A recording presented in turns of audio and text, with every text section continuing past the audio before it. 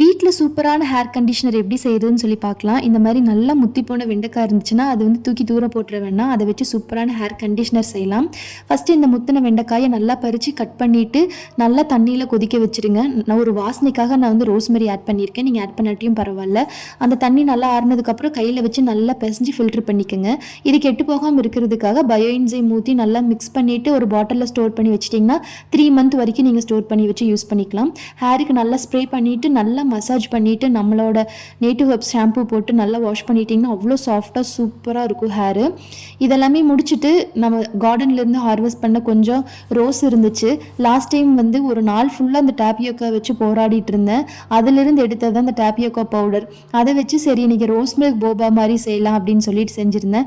இதுக்கு முன்னாடி ரெடி பண்ணி வச்சுருந்த சாக்லேட் போபாவும் கொஞ்சம் பேலன்ஸ் இருந்துச்சு. So rose milk Boba, chocolate Boba ரெண்டுமே அவ்வளோ கலர்ஃபுல்லாக குடிக்கிறதுக்கு சூப்பராக இருந்துச்சு.